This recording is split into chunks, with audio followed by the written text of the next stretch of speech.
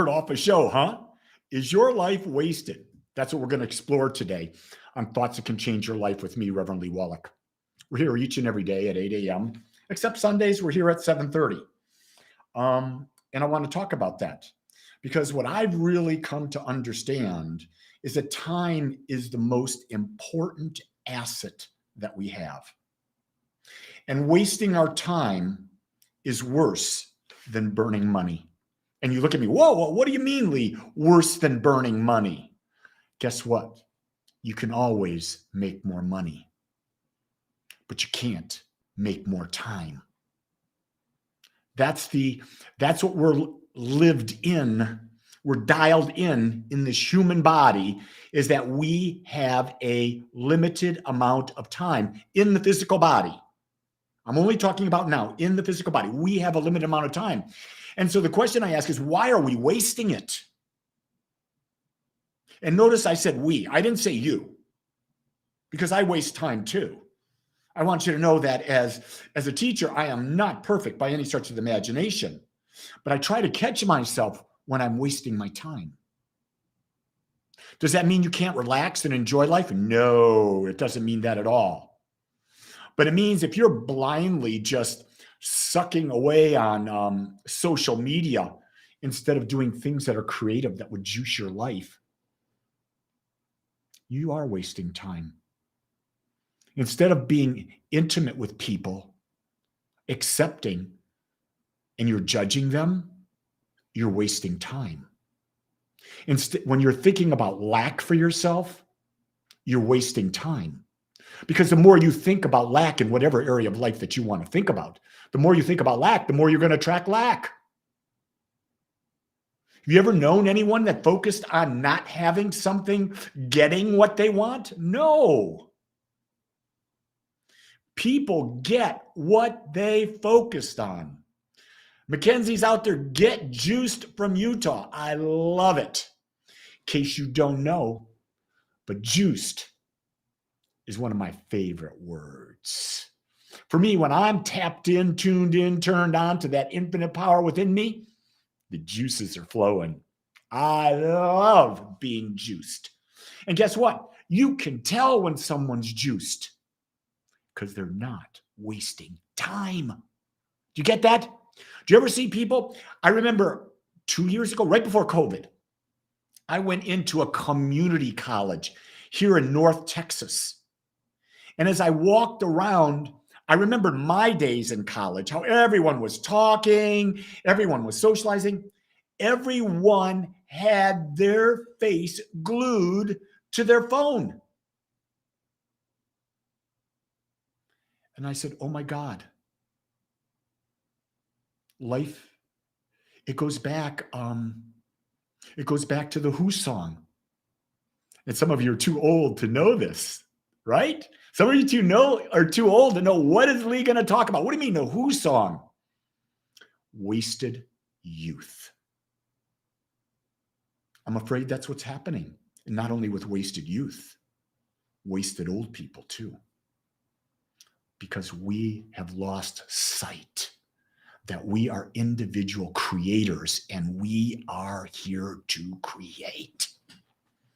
Yes, we're here to create. That's it. And I'll talk about the idea. This is really a big one for me to be able to share with you, is that about 3 weeks ago, I lost my prayer partner. She passed away of a heart attack in the middle of the night. No symptoms, no nothing, just gone. Tremendous loss to me. Sucked the air right out of me. And what I always teach is that the universe never leaves a void. Never, ever, ever leaves a void. But we don't recognize when the void is being filled. Yesterday, I recognized the void had already been filled. Three people that were not a big part of my life, 3 people that are spiritually very deeply grounded, have entered in my life and now have become the energy that was once Marcia. When I got that last night, it was like,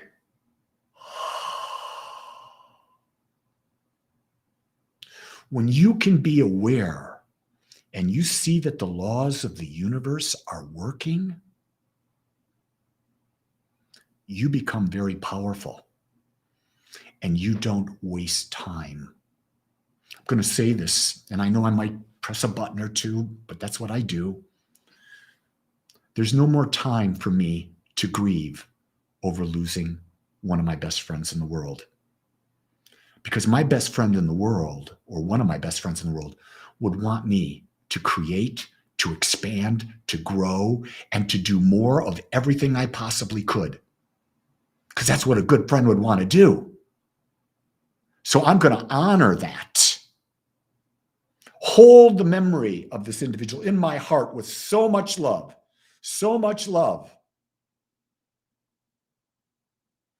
and move on. Yeah, Deborah, I'm sure your husband would want that same thing for you. You say, Deb, I'm gone. We had a great time together. You got more time. What you going to do with it? I'll be watching. And guess what? As I'm watching, I'm not jealous because I'm in the non-physical. Nothing can be jealous in the non-physical. You can't get jealous in non-physical. Just interesting. Here's what I invite you to do. I'm going to go off on a little bit of a thing. What if you formed your own personal advisory council? That's a good one. Your own personal advisory council. Yes, I have seen the movie Soul, Ian. I love the movie Soul. If you formed your own personal advisory council, I have Marcia in my council. I have 2 students that passed away that were compadres in ministerial school, Kathy and Ron. I have my mom, my dad, my brother. I have one of my best friends who died very young, Tommy. I have Ernest Holmes. I have Jesus. I have Krishna. I have Buddha. I have Babaji. And what I do when I go into meditation is I visually see that the energy of, and I also have Plato.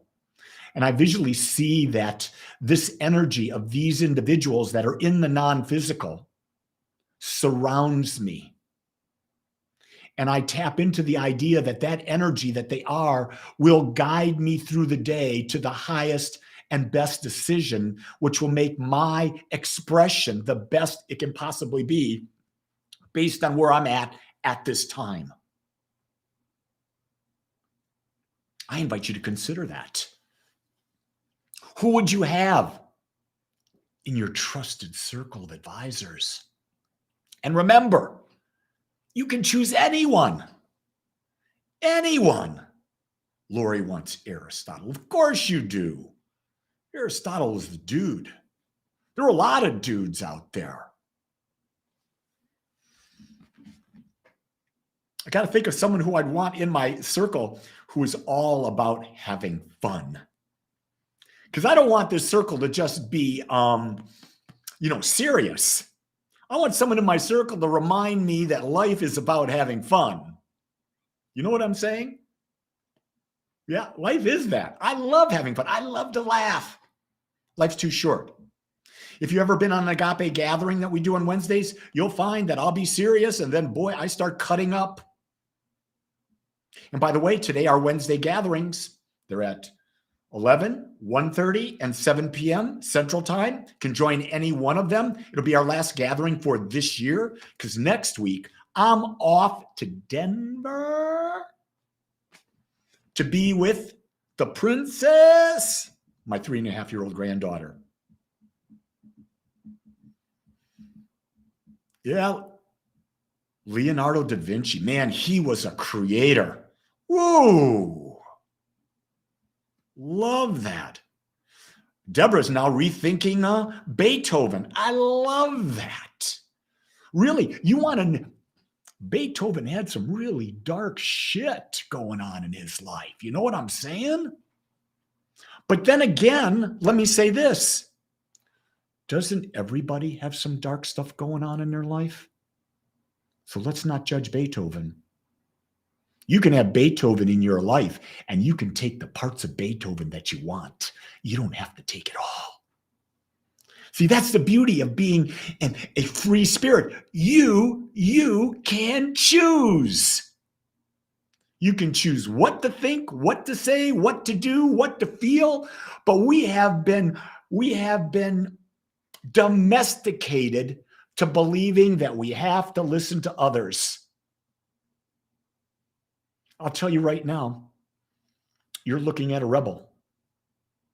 And I hope that when you go into the mirror and you look in the mirror, you're looking at a rebel. And what does a rebel mean? A rebel means I do what my heart desires and I am not attached to the opinions of others. That's what we cleared today in meditation. We cleared the solar plexus chakra.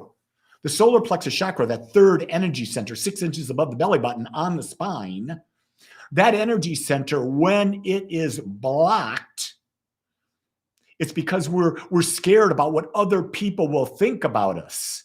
When that energy is flowing, we're in our authentic self and we really don't care what other people think about us because it's none of our business. I guess I got off on a tangent today. Why? Life is precious. Life is precious. Don't waste it.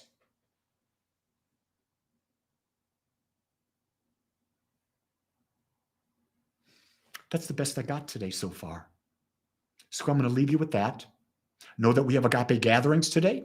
Tomorrow we'll have meditation. Tomorrow we'll have thoughts that can change your life. While I'm gone on vacation next week, I will still be doing meditation. I will still be doing thoughts that can change your life. You say, why?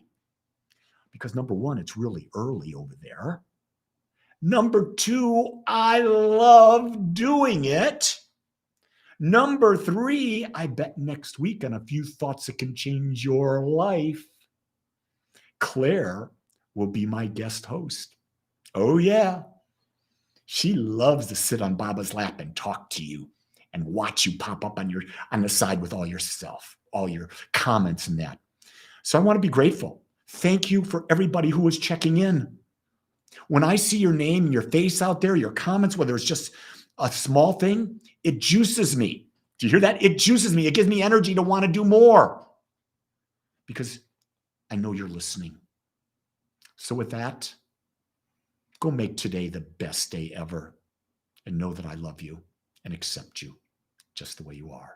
Until next time, aloha.